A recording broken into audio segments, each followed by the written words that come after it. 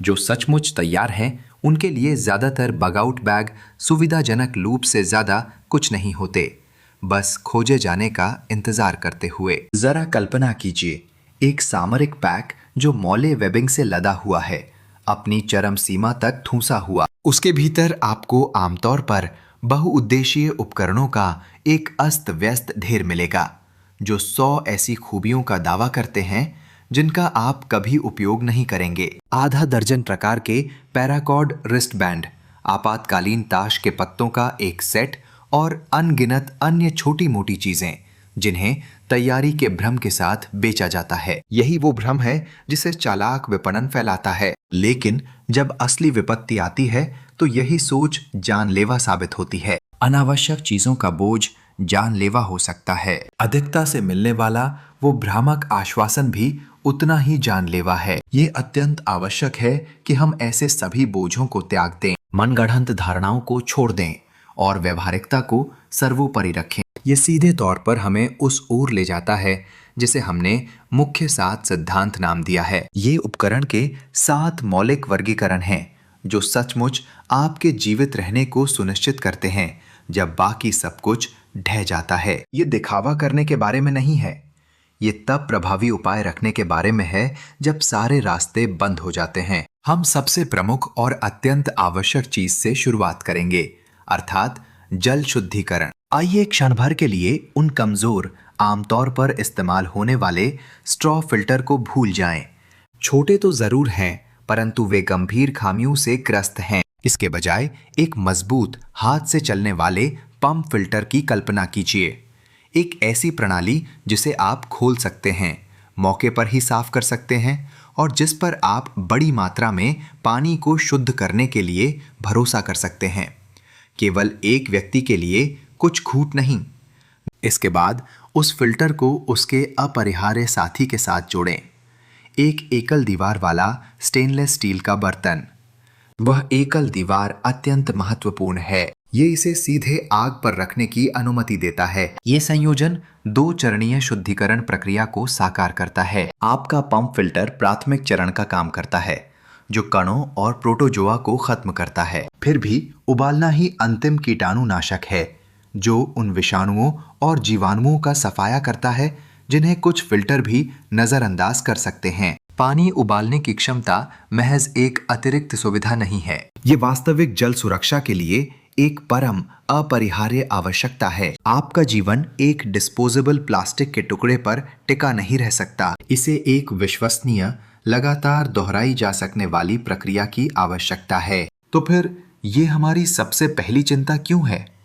पानी धारदार हथियारों, आग और आश्रय से पहले क्यों आता है? क्योंकि इसके बिना बाकी सब बेमानी हो जाता है। मानव शरीर पर निर्जलीकरण के परिणाम तीव्र और भयावह होते हैं, खासकर मस्तिष्क के लिए। महज कुछ ही घंटों में आपकी संज्ञानात्मक क्षमताएं क्षीण होने लगती हैं। एक मानव आकृति की कल्पना करें। जैसे ही निर्जलीकरण हावी होता है, उनके मस्तिष्क का प्रतीक क्षेत्र धुंधला पड़ने लगता है, मिटने लगता है। आपकी गहन सोच, समस्या समाधान और दिशा ज्ञान की क्षमता बस लुप्त हो जाती है। आपके शरीर में पानी की मात्रा में महज 2% की कमी भी आपकी अल्पकालिक स्मृति और एकाग्रता को मिटा सकती है। आपका स्वभाव चिड़चिड़ा हो जाता है और चिंता आसमान छूने लगती है। आप अपने ही सबसे बड़े दुश्मन बन जाते हैं।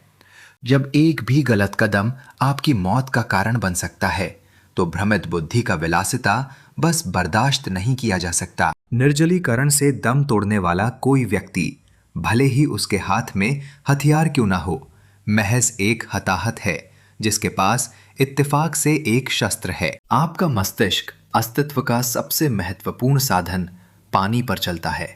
इसकी आपूर्ति सुनिश्चित करना वो पहली जंग है जिसे आपको हर हाल में जीतना होगा। अंततः ये हमें सीधे उन कठोर मापदंडों की ओर ले जाता है जिन्हें आपके उपकरण को हर हाल में पूरा करना होगा। अब इस विशेष परिदृश्य में उस भरोसेमंद स्टेनलेस स्टील के बर्तन पर फिर से गौर करें। कल्पना कीजिए, आप एक पथरीले विस्तार पर खतरनाक तरीके से चढ़ रहे हैं। आपका पैर फिसल जाता है और आपका रक्सैक बेकाबू होकर लुढ़क जाता है। आप देखते हैं कि बोतल कठोर नुकीले ग्रेनाइट से हिंसक रूप से टकराकर उछल रही है, लेकिन प्लास्टिक का बना कोई पात्र निश्चित रूप से टुकड़ों में बिखर गया होता। एक इंसुलेटेड दोहरी दीवार वाली बोतल हालांकि पेय पदार्थों को गर्म रखने के लिए उत्कृष्ट है, उसकी वैक्यूम सील खराब हो सकती है, जिससे वो उबालने के लिए पूरी तरह अनुपयुक्त हो जाएगी। फिर भी एकल दीवार वाला स्टील का बर्तन भले ही उसमें एक बड़ा गड्ढा पड़ जाए, वो छेद रहित रहता है। उसकी मौलिक अखंडता अक्षुण्ण रहती है। वो तरल पदार्थ रखने की अपनी क्षमता बरकरार रखता है। वह खुली आग के संपर्क में आने के लिए पूरी तरह सक्षम रहता है। ठीक यही मानदंड है। आपके अनिवार्य उपकरण को ऐसी क्रूर यातना सहनी चाहिए और अपनी कार्यक्षमता में बने रहना चाहिए। सहनशीलता केवल एक पहचाने जाने वाले ब्रांड के लेबल की बात नहीं है, ये उसकी अवधारणा और निर्माण के मौलिक दृष्टिकोण से आती है। इसका सार सबसे भयानक कल्पना योग्य परिस्थितियों के बीच गंभीर प्रभावों, अत्यधिक दबाव और लगातार टूट फूट को सहने में निहित है। 7 मौलिक उपकरणों में से प्रत्येक को इस निर्मम वास्तविक दुनिया के मूल्यांकन को पार करना आवश्यक है। आंतरिक रूप से जलयोजन आपकी जीवनदायिनी शक्ति है। हालांकि हमारा ध्यान अब उस पर केंद्रित होता है जो बाहर से आपके अस्तित्व की रक्षा करता है। तापमान नियंत्रण, क्योंकि जब आप एक लॉग कैबिन बनाने में व्यस्त होंगे तब हाइपोथर्मिया निश्चित रूप से अपनी बर्फीली पकड़ नहीं रोकेगा। परिणाम स्वरूप आपका दूसरा अनिवार्य उपकरण विशेष रूप से तेजी से गर्मी उत्पन्न करने के लिए डिजाइन किया गया है। हमारी चर्चा नियंत्रित प्रज्वलन पर केंद्रित है। अटूट विश्वसनीयता से कोई समझौता नहीं किया जा सकता। ये दोहरी व्यवस्था में स्वयं को प्रकट करता है, अर्थात एक फेरोसेरियम रॉड और एक सीधा सादा बिक लाइटर। फेरो रॉड से 3000 डिग्री फ़ारेनहाइट से अधिक तापमान पर दहकते अंगारों की बौछार निकलती है, जो नम होने पर भी ईंधन को प्रज्वलित करने में सक्षम है। बारिश में कागज की माचिस गीली बेकार लुगदी में बदल जाती है, जबकि एक फेरो रॉड मौसम के तत्वों से पूरी तरह अप्रभावित रहता है। आपका द्वितीयक प्रज्वलन स्रोत बिक लाइटर है। ये न्यूनतम प्रयास से तत्काल निरंतर लौ प्रदान करता है, फिर भी ये गीला होने पर विफल हो सकता है और अत्यधिक ठंड में ब्यूटेन प्रभावी ढंग से वाष्पीकृत होने में संघर्ष करता है। यही सटीक कारण है कि आपको इस कहावत का पालन करना चाहिए, 2 एक है और 1 कुछ भी नहीं है। विफलता का एक अकेला बिंदु मौत के फरमान से कम नहीं है। जब आपका लाइटर पूरी तरह से भीग जाए या जम जाए तो फेरो रॉड आपके अपरिहार्य बैकअप के रूप में तैयार रहता है। अनुकूल परिस्थितियों में बिक लाइटर आपका कीमती समय और महत्वपूर्ण ऊर्जा दोनों बचाता है। दोनों का होना केवल अनावश्यकता नहीं है, ये एक सामरिक अनिवार्यता है जो स्पष्ट रूप से गर्मी उत्पन्न करने की आपकी क्षमता की गारंटी देता है। आपकी आग की जरूरतें पूरी होने के बाद अब आपको उस उपकरण की आवश्यकता है जो आपकी वास्तविकता को करता है। आपकी किट का तीसरा अपरिहार्य घटक एक फुल टैंक फिक्स्ड ब्लेड चाकू है। मुझे स्पष्ट कहने दे, एक फोल्डिंग पॉकेट चाकू एक महत्वपूर्ण कमजोरी का प्रतिनिधित्व करता है। इसका धुरी बिंदु डिजाइन के अनुसार एक अंतर्निहित संरचनात्मक दोष है। वास्तविक दबाव की स्थितियों में वो लॉकिंग तंत्र अनिवार्य रूप से विफल हो जाएगा। इसके विपरीत एक फुल टैंक चाकू ऐसी अंतर्निहित कमजोरी से पूरी तरह रहित है। ब्लेड स्वयं उच्च कार्बन स्टील का एक अकेला अखंड टुकड़ा है जो सिरे से हैंडल तक और पोमेल तक निर्बाध रूप से फैला हुआ है। इसकी पकड़ की पट्टियां इस अटूट इस्पात के मूल से मजबूती से जुड़ी हुई हैं। ये दुर्जय बनावट इसे अदम्य सहनशक्ति प्रदान करती है, जिससे आप इसे एक उत्तोलक, एक काटने वाले उपकरण या एक सटीक औजार के रूप में इस्तेमाल कर सकते हैं, बिना किसी विनाशकारी टूट फूट के डर के। अपना चुनाव करते समय उच्च कार्बन स्टेनलेस स्टील की तलाश करें। इसकी उत्कृष्ट धारण क्षमता और जंग के प्रति दुर्जय प्रतिरोध के लिए इसका हैंडल एर्गोनॉमिक रूप से डिजाइन किया गया होना चाहिए, जो माइकाटा या G10 जैसी सामग्री से बना हो, ताकि भीगने पर भी एक अटूट फिसलन रहित पकड़ सुनिश्चित हो सके। अधिकांश उत्तरजीविता कार्यों के लिए 4 से 6 इंच की ब्लेड की लंबाई जिसमें ड्रॉप पॉइंट प्रोफाइल हो सबसे उपयुक्त होती है। ये महज एक चाकू से कहीं बढ़कर है। यह आपकी दुनिया का एक तराशा हुआ टुकड़ा है, आपके अपने हाथ का एक अदम्य विस्तार। इस उपकरण का गहरा मूल्य इसकी उन कार्यों को करने की क्षमता में निहित है जो साधारण काटने के कार्यों से कहीं अधिक हैं। इसका सबसे महत्वपूर्ण कार्य बैटोनिंग नामक तकनीक है। आप ब्लेड को एक लट्ठे पर रखते हैं, फिर इसकी रीढ़ पर लकड़ी के एक और मजबूत टुकड़े से मारते हैं। इसे प्रभावी ढंग से एक कील के रूप में उपयोग करते हुए लकड़ी को चीरते हैं। ये महत्वपूर्ण प्रक्रिया बारिश से भीगे हुए लट्ठों के भीतर छिपी सूखी भीतरी लकड़ी तक पहुंच प्रदान करती है, जो एकमात्र ऐसी लकड़ी है जो मजबूती से चिंगारी पकड़ सकती है। इसके अलावा ये ब्लेड शिकार को संसाधित करने के लिए आपका प्राथमिक उपकरण है, शुरुआती खाल उतारने से लेकर अंतिम टुकड़ों में काटने तक। ये एक आपातकालीन उपकरण के रूप में खड़ा है जो एक क्षतिग्रस्त वाहन के भीतर सीट बेल्ट को तेजी से काटने में सक्षम है। लेकिन सबसे महत्वपूर्ण बात यह है कि ये मूलभूत उपकरण है, वही औजार जिससे अन्य सभी उपकरण अस्तित्व में आते हैं। इस एक ब्लेड से आप फंदों के लिए खूंटे और ट्रिगर तराश सकते हैं, एक मछली पकड़ने का भाला बना सकते हैं, आग जलाने के लिए पंख वाली लकड़ियां बना सकते हैं और आश्रय बनाने के लिए लट्ठों में खांचे बना सकते हैं।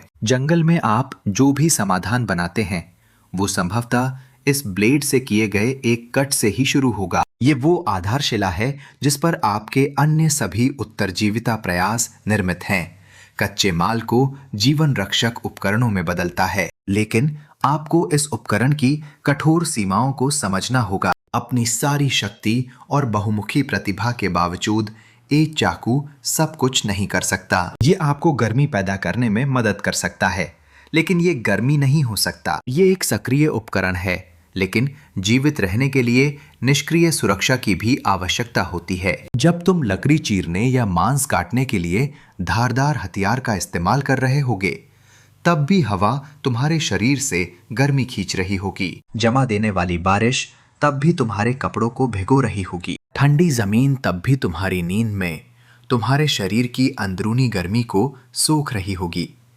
एक चाकू तुम्हें प्रकृति के लगातार प्रहारों से बचाने वाली ढाल नहीं बन सकता। ये तुम्हारे आसपास के माहौल को ढालने का एक शक्तिशाली औजार है, लेकिन ये तुम्हें एक साथ पूरे शरीर को उस शत्रुतापूर्ण वातावरण से नहीं बचा सकता जो 24 घंटे तुम्हारे खिलाफ काम कर रहा है। ये तुम्हें पलटवार करने, कुछ बनाने और रचने का साधन देता है। आग और एक धारदार हथियार से तुम दुनिया को अपने हिसाब से ढाल सकते हो, लेकिन रात काटने के लिए तुम्हें अभी भी प्रकृति के खिलाफ एक अवरोध की जरूरत है, और वो अवरोध तुम्हारा चौथा औजार है, क्योंकि सीधे जमीन पर सोने से तुम्हारी हड्डियों से गर्मी पूरी तरह से खींच ली जाती है। ये एक भौतिक नियम है, चालन, और ये तुम्हें ठंडी हवा से भी तेजी से मार डालेगा। तुम्हारी सुरक्षा का उपाय सरल है, जिसे अक्सर नजरअंदाज कर दिया जाता है। एक भारी भरकम सैन्य पोंचो या एक अच्छी गुणवत्ता वाला रिपटॉप टार्प। उन हल्के एक उद्देशीय टेंटों के बारे में भूल जाओ जो तुम्हें बेचे गए थे। जब हर एक औंस मायने रखता है तो तुम्हारे पैक में हर उपकरण को अपनी जगह के लिए लड़ना पड़ता है। जब इस्तेमाल किया जाता है तो एक पोंचो अपनी कीमत 10 गुना साबित करता है। ये अप्रत्याशित बाढ़ के खिलाफ तत्काल आश्रय प्रदान करता है, जबकि ये तुम्हारे महत्वपूर्ण अंगों को सूखा रखता है और जानलेवा ठंड से बचाता है। इसकी असली खूबी इसकी अनुकूलनशीलता में निहित है। इसके किनारे पर लगे मजबूत आइलेट के कारण ये सिर्फ बारिश से सुरक्षा से कहीं बढ़कर है। ये तुरंत एक आवाज समाधान में बदल जाता है, चाहे इसे किसी टहनी पर टांगा जाए या लीन टू के रूप में खड़ा किया जाए। ये एक सुरक्षात्मक चंदवा तूफानी हवाओं के खिलाफ एक अवरोध बनाता है। ये तुम्हारी जमीन की चादर का काम करता है, तुम्हारे उपकरणों की सुरक्षा करता है, कीमती पानी इकट्ठा करता है और यहाँ तक कि एक अस्थायी स्ट्रेचर के रूप में भी काम कर सकता है। इसका वजन कम है, ये ज्यादा बहुमुखी है और उपयोगिता में एक टेंट से कहीं बेहतर है। इसे अपने अस्थायी ठिकाने की खाल समझो, तुम्हारे शरीर और उस दुनिया के बीच की पहली दीवार जो तुम्हें बर्फ की मूर्ति में बदलने पर तुली है। एक टेंट विलासिता का प्रतीक है, लेकिन एक पोंचो अपरिहार्य है। फिर भी कोई भी आश्रय उतना ही मजबूत होता है जितना उसे बांधने वाले तत्व। एक आवरण जो पहली हवा के झोंके से ही ढह जाए, वो कोई सुरक्षा नहीं देता। जो हमें सीधे तुम्हारे पांचवें आवश्यक उपकरण तक ले जाता है, रस्सी। और सिर्फ कोई भी रस्सी नहीं, मेरा मतलब खास तौर पर 550 पैराकॉर्ड से है। इस सामग्री का 100 फुट का कुंडल लगभग वजनहीन होता है और नगण्य जगह घेरता है, फिर भी इसके उपयोग लगभग असीमित हैं। जिस पोंचो आश्रय की हमने बात की थी, वो पैराकॉर्ड की रिज लाइनों और गाय लाइनों से मजबूती से बंधा होता है, जिन्हें तुम पल भर में लगा सकते हो। अगर सभ्यता से मीलों दूर दबाव में आकर तुम्हारे बैकपैक का पट्टा टूट जाए, तो तुम उसे पैराकॉर्ड से ठीक कर लोगे, जिससे वो अपनी मूल स्थिति से भी ज्यादा मजबूत हो जाएगा। ये खास रस्सी मुक्ति का प्रतीक है। इसके नाम में 550 का मतलब 550 पाउंड की न्यूनतम टूटने की क्षमता है। फिर भी इसकी गहरी चमक इसकी आंतरिक संरचना से आती है। इसका बाहरी आवरण 7 अलग अलग 2 परत वाले आंतरिक तंतुओं की रक्षा करता है। इनमें से एक तंतु निकालो और तुम्हारे पास मछली पकड़ने की डोरी है। तुम्हारे पास फटे हुए कपड़ों की मरम्मत के लिए एकदम सही धागा होगा। ये सामग्री फंदा या ट्रिप वायर बनाने के लिए काम आती है। पैराकॉर्ड के हर 100 फुट के हिस्से में 800 फुट की कार्यात्मक रस्सी होती है। ये वो महत्वपूर्ण तत्व है जो तुम्हारी पूरी परिचालन प्रणाली को अक्षुण्ण रखता है। अब कुछ लोग तुम्हें बताएंगे कि जंगल में रस्सी बनाना एक आसान काम है। वे मुड़ी हुई छाल और पौधों के रेशों की तस्वीरें दिखाएंगे, और तकनीकी रूप से वे गलत नहीं हैं। बेशक ये मुमकिन है। हालांकि वे जिस बात का जिक्र करना आसानी से भूल जाते हैं, वो है इसमें लगने वाली असली कीमत। उस कीमत में आपका कीमती समय, महत्वपूर्ण कैलोरी और अटूट एकाग्रता शामिल है। ये आपकी अमूल्य संपत्तियों की तिकड़ी है। उपयुक्त सामग्री ढूंढना, फिर रेशों को सावधानी से खुरचना, संसाधित करना और एक कार्यात्मक रस्सी की लंबाई में मोड़ना एक लंबा, पूरी तरह से थका देने वाला प्रयास साबित होता है। आप आसानी से आधे दिन की कीमती रोशनी और उससे भी ज्यादा 1000 कैलोरी बर्बाद कर सकते हैं, सिर्फ 20 फीट की कमजोर, अविश्वसनीय रस्सी बनाने के लिए, जो असली तनाव का सामना करते ही लगभग निश्चित रूप से आपको धोखा देगी। ऐसे काम को करना सरासर मूर्खता है जब एक बेहतर स्थापित समाधान आसानी से उपलब्ध हो। अब उस अथक उन्मत्त प्रयास के घंटों की तुलना अपने उपकरण से पैराकॉर्ड का एक कुंडल निकालने के सीधे प्रभावी कार्य से करें। तत्काल तैयारी, निर्विवाद स्थायित्व, शून्य प्रयास। सच्चा अस्तित्व इस बारे में नहीं है कि आप एक गुफावासी के अस्तित्व की नकल करने की अपनी क्षमता का प्रदर्शन करें। इसके बजाय ये आपके पास उपलब्ध बेहतरीन उपकरणों को चुनौतियों को तेजी से हल करने के लिए तैनात करने के बारे में है, जिससे आपका ध्यान अगले खतरे के लिए मुक्त हो सके। अंततः ये केवल क्रूर बल नहीं, बल्कि चालाकी का प्रयोग करने के बारे में है। ठीक है, आपके पास अपना किला है, तत्वों के प्रकोप के खिलाफ आपका अभयारण्य। आपके पास बांधने और मरम्मत करने के लिए आवश्यक रस्सियां और तार हैं, जो आपके क्षेत्र को वास्तविक खतरों से बचाते हैं। एक ठोस भौतिक नींव रखी जा चुकी है। फिर भी ये महत्वपूर्ण उपकरण, आपकी भरोसेमंद तलवार, आपकी जीवनदायिनी अग्नि, आपका मजबूत आश्रय, आपकी बहुमुखी रस्सी, केवल बाहरी दुश्मनों से लड़ने के लिए हैं। वे मूसलाधार बारिश को रोकते हैं, तूफानी हवाओं को अवरुद्ध करते हैं और आपके महत्वपूर्ण अंगों को गर्म रखते हैं। वे आपके अभेद्य घर के निर्माता हैं, लेकिन असली जानलेवा खतरे अक्सर आपकी नजर से परे छिपे होते हैं। वे अपनी उपस्थिति की घोषणा किसी डरावनी चीख या आधी रात में टहनियों के टूटने से नहीं करते। वे खामोश हत्यारे हैं जो भीतर से वार करते हैं। हमारे पास हमारी छत और हमारी रस्सियां हैं, लेकिन अब आइए उस अदृश्य जल्लाद पर चर्चा करें जिसे कोई भी तलवार कभी हराने की उम्मीद नहीं कर सकती। वो रेंगता हुआ सलांद। आधुनिक चिकित्सा से पहले ये मौत का सबसे बड़ा विजेता था। जो आपके छठे उपकरण को एक परम गैर परग्राम्य आवश्यकता बनाता है। उस कांटेदार झाड़ी से एक छोटा सा चुभन या एक शरारती डिब्बे के ढक्कन से आपके हाथ पर लगा बुरा कट, वो अब सिर्फ एक मामूली चोट नहीं है, ये एक खुला मुंह है, आपकी मृत्यु का एक खुला निमंत्रण। हम कार्टून वाले बैंडेज के एक प्यारे से छोटे डिब्बे और थोड़ी सी मरहम की बात नहीं कर रहे हैं। नहीं, हम एक गंभीर व्यक्तिगत प्राथमिक चिकित्सा किट, एक आईफैक की बात कर रहे हैं। ये एक ट्रॉमा किट है, क्योंकि यहाँ हर छोटी सी चोट एक पूर्ण आघात है। इस किट के भीतर मानवता के सबसे प्राचीन और अथक हत्यारे के खिलाफ आपकी अंतिम लड़ाई छिपी है। एक अकेला जीवाणु उस मामूली चीरे में घुसपैठ करता है। केवल 20 मिनट में वो अपनी प्रतिकृति बनाता है। जल्द ही वे 2 होते हैं, फिर 4, फिर 8। एक अदृश्य सेना विस्फोटक दर से बढ़ती हुई आपके संचार प्रणाली में बार ला देती है, आपके पूरे अस्तित्व को एक युद्ध क्षेत्र में बदल देती है। ये सेप्सिस है। ये पहले कंपकंपी बुखार के रूप में प्रकट होता है, फिर भटकाव और अंततः आपके शारीरिक प्रणालियों के पूर्ण पतन में समाप्त होता है। आपका आईफैक तत्काल हस्तक्षेप इकाई के रूप में कार्य करता है।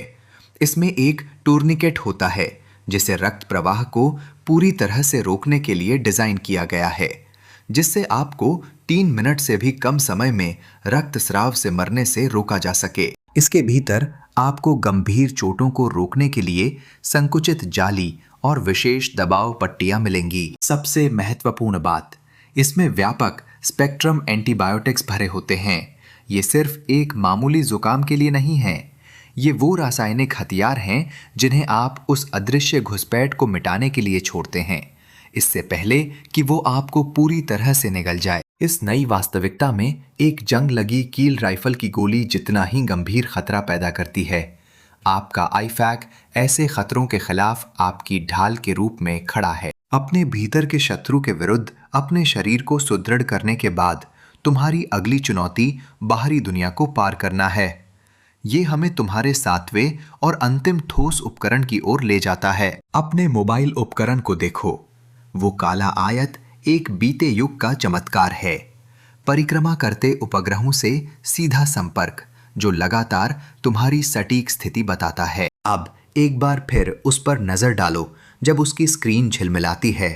कोई नेटवर्क नहीं, बिजली का संकेतक गहरा लाल चमकता है, फिर अंधेरे में गुम हो जाता है। ये केवल कांच और प्लास्टिक का एक निष्क्रिय टुकड़ा है, महज एक कागज दबाने वाला। इसकी बुद्धिमत्ता कक्षा में रहती है और इसका जीवन एक ऐसे विद्युत नेटवर्क पर निर्भर करता है जो काम करना बंद कर चुका है। यही कारण है कि तुम्हारा 7वां उपकरण एक ठोस स्थलाकृतिक मानचित्र और एक विश्वसनीय कंपास है। कागज खुद गीला हो सकता है, ये सिकुड़ भी सकता है, फिर भी ये कभी काम करना बंद नहीं करेगा। चुंबकीय संकेतक को किसी शक्ति स्रोत की आवश्यकता नहीं होती। ये पृथ्वी की मौलिक बोली में संवाद करता है। ये तुमसे ग्रह की भाषा में बात करता है। ये जंगल में तुम्हारा मार्गदर्शक है, तुम्हारी जीवन रेखा जब बाकी सभी संपर्क टूट जाते हैं। ये तुम्हारे अस्तित्व के लिए तुम्हारा अंतिम उपकरण है। स्वयं ग्लोब लगातार उत्तर दिशा दिखाता है। ये महज एक द्विआयामी रेखा चित्र नहीं है। स्थलाकृतिक निशान ग्रह के स्वरूप को प्रकट करते हैं। ये रेखाएं ऊंचाइयों के स्थानों, किसी भी ढलान के झुकाव को इंगित करती हैं। एक जल स्रोत जैसे कि एक धारा और घने जंगल जो उत्तम आवरण प्रदान करते हैं। इस कौशल में महारत हासिल करना महज एक शगल नहीं है, ये अस्तित्व की एक मौलिक बोली का प्रतिनिधित्व करता है। अपनी वर्तमान स्थिति को समझना संघर्ष का केवल आधा हिस्सा है। अपने गंतव्य की पहचान करना और इससे भी महत्वपूर्ण कुछ क्षेत्रों से बचना वो रणनीति बनाता है जो तुम्हारे जीवन को बचाती है। यही तुम मानचित्र का उपयोग करते हो। इसका उपयोग एक प्रेत में बदलने के लिए करो, अदृश्य रूप से पार करने के लिए। अपने सामने नक्शा खोलो, उन प्रमुख निशानों पर ध्यान दो, मुख्य सड़कें जो विनाश के मार्ग हैं। हर महानगर, हर बस्ती एक संभावित फंदा है, हताश लोगों का एक उलझा हुआ जाल। आपकी उंगली एक नया मार्ग बनाती है, मुख्य रास्तों से बचते हुए उनके बीच से होकर। समोच्च रेखाओं का लाभ उठाओ। पहाड़ी की ढलान के पीछे से निकलो, क्षितिज से दूर रहो। घने जंगलों से होकर रास्ता बनाओ, जिन्हें हरे धब्बों से पहचाना जा सकता है, ताकि खुले असुरक्षित मैदानों से बचा जा सके। ये गति का खेल नहीं है, ये गुप्त चालों का खेल है। तुम कोई साधारण मुसाफिर नहीं हो, तुम एक प्रेत हो जो जमीन पर सरकता है, पकड़े जाने से बचता है, कोई निशान नहीं छोड़ता। नक्शा महज एक मार्गदर्शक से कहीं ज्यादा है। ये एक रणनीतिक बिसात है, जहां हर चाल 3 दिन पहले ही सोची जाती है, ये सुनिश्चित करते हुए कि तुम कभी किसी असुरक्षित या ऐसी स्थिति में ना फंसो जहां से निकलना नामुमकिन हो। तुम्हारा मार्ग 2 जगहों के बीच सबसे सीधा रास्ता नहीं है, ये सबसे सुरक्षित है। हमने 7 जरूरी औजारों पर बात की है: आग, पानी साफ करने का साधन ठिकाना, काटने का औजार, हथियार, प्राथमिक उपचार किट और दिशा निर्देश का नक्शा। तुम्हारे पास सबसे बेहतरीन बैग हो, सबसे तेज धार वाला चाकू हो, सबसे सटीक राइफल हो। तुम किसी चोट को सर्जिकल सटीकता से ठीक कर सकते हो और तारों की मदद से अपना रास्ता ढूंढ सकते हो। फिर भी इन सभी चीजों में से हर एक उपकरण का हर सावधानी से चुना गया टुकड़ा उस एक चीज के बिना धातु और प्लास्टिक का एक बेकार ढेर है, जो बाकी सबसे ज्यादा अहम है। असल में 7वां औजार नक्शा नहीं, बल्कि उसे समझने वाली बुद्धि है। ये सारा सामान चुनौतियों को सुलझाने, तुम्हारी शारीरिक शक्ति को बढ़ाने के काम आता है। मगर घबराहट में तुम अपना कंपास खो सकते हो। थकान तुम्हें नक्शे को गलत पढ़ने पर मजबूर कर सकती है। दहशत तुम्हें अपना गोला बारूद बर्बाद करने पर उतारू कर सकती है। किसी भी जीवित रहने की स्थिति में सबसे बड़ी कमजोरी उसके केंद्र में मौजूद इंसान है। तुम अपने शरीर को ठीक कर सकते हो और अपनी दिशा तय कर सकते हो, मगर ये औजार तब तक काम नहीं करेंगे जब तक इन्हें चलाने वाला डगमगाएगा नहीं, और वो चलाने वाला तुम हो। ये हमें जीवित रहने के उपकरणों के बारे में अंतिम सत्य की ओर ले जाता है। दक्षता का कोई शारीरिक बोझ नहीं होता। अभी उनकी कल्पना करो। 7 अहम चीजें एक सतह पर रखी हैं: एक मजबूत फुल टैंक चाकू, एक भरोसेमंद आग जलाने वाला, एक पोर्टेबल ठिकाना, पानी साफ करने का एक असरदार यंत्र, एक प्राथमिक उपचार किट जिसे तुमने खुद उन चोटों के लिए तैयार किया है जिन्हें तुम संभाल सकते हो, और एक बहुउपयोगी औजार। ये एक संग्रह है। अधूरी क्षमता धोखा देती है। वो महंगा $300 का चाकू महज एक कीमती जेवर बन जाता है अगर तुम जंगल में सिर्फ एक साधारण पत्थर से उसकी धार तेज करना नहीं जानते। तुम्हारा आग जलाने वाला औजार महज धातु का एक बेजान टुकड़ा है अगर तुमने मूसलाधार बारिश में भी आग जलाना नहीं सीखा है। हर एक औजार उस चुनौती का हल है जिसका सामना तुम्हें करना ही होगा। फिर भी हर चीज बेजान रहती है उस एकमात्र चीज के बिना जो इस प्रदर्शन से गायब है: आप स्वयं। आपकी संचित बुद्धिमत्ता, आपके सुप्रशिक्षित हाथ। यहीं पर समझ की खाई है, वो विशाल खतरनाक विभाजन जो केवल उपकरण रखने को किसी कौशल की सच्ची महारत से अलग करता है। लोग ऐसे सामान जमा करते हैं जिन्हें उन्होंने कभी खोला भी नहीं। उनके जीवित रहने की पूरी रणनीति एक लेन देन के रिकॉर्ड से ज्यादा कुछ नहीं है। वास्तविक तैयारी शांत और व्यवस्थित होती है। ये वो समर्पित व्यक्ति है जो अपने ही आंगन में अपनी क्षमताओं को निखारता है, न केवल कुछ घंटों के लिए बल्कि लगातार हर सप्ताहांत। वे केवल गांठ बांधने पर साहित्य नहीं पढ़ रहे होते।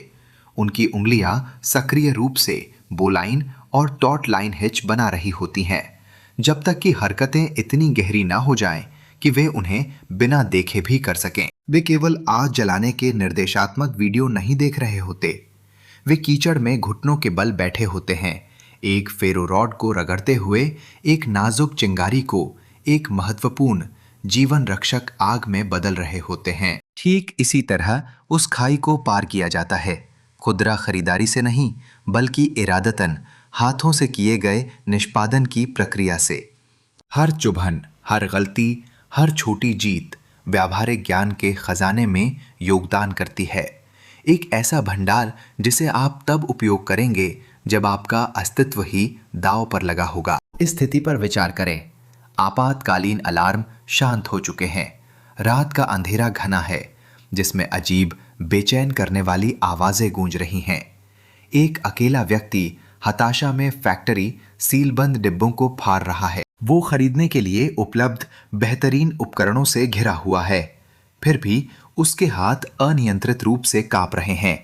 वो याद करने की कोशिश करता है, उसकी नब्ज तेजी से धड़क रही है, जिससे कोई भी तार्किक सोच प्रभावी रूप से शांत हो गई है। दहशत एक घने कोहरे की तरह उतरती है और वो खुद को उसकी गहराइयों में पूरी तरह से भ्रमित पाता है। उसके महंगे उपकरण उसकी अपर्याप्त तैयारी के केवल कठोर प्रमाण के रूप में खड़े हैं। इस बीच एक अलग जगह पर कोई और संयमित शांति के साथ आगे बढ़ता है। वे वही अशुभ आवाजें सुनते हैं, उसी गहरे अंधेरे में देखते हैं, फिर भी उनकी प्रतिक्रियाएं इससे ज्यादा अलग नहीं हो सकती। हर सांस एक जानबूझकर मापी हुई क्रिया है।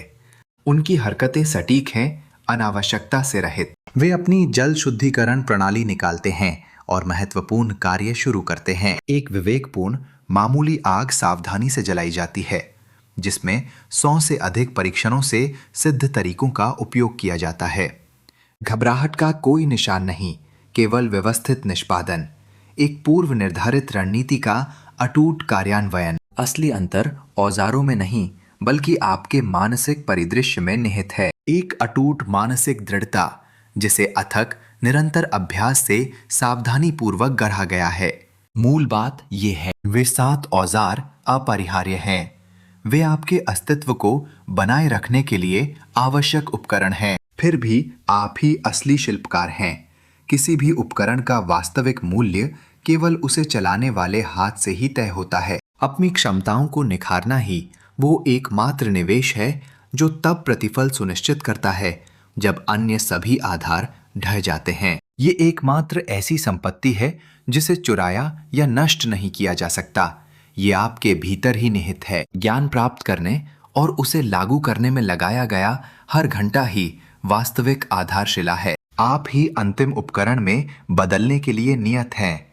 आप ही निश्चित समाधान का प्रतीक बनने के लिए नियत हैं। औजार केवल उन दक्षताओं को बढ़ाते हैं जिन्हें कठोर आत्म अनुशासन से पहले ही तेज किया जा चुका है। सार ये नहीं कि आपकी तलवार किसने बनाई, बल्कि ये है कि आप उसे अपना कार्य कितनी कुशलता से करवाते हैं। महत्वपूर्ण कारक आपकी मशाल की चमक नहीं, बल्कि बढ़ती हुई उदासी को पार करने की आपकी अंतर्निहित क्षमता है। जबकि उपकरण सहायता प्रदान करते हैं जब दुनिया अराजकता में डूब जाती है, तो आपकी अटूट सहन शक्ति ही वो एकमात्र शक्ति है जो वास्तव में आपको बचाती है। स्वयं को सुसज्जित करें, ज्ञान प्राप्त करें, अपनी क्षमताओं को निखारें, तैयार रहें। एक और महत्वपूर्ण उत्तरजीविता, नियमावली को हाथ से न जाने दें।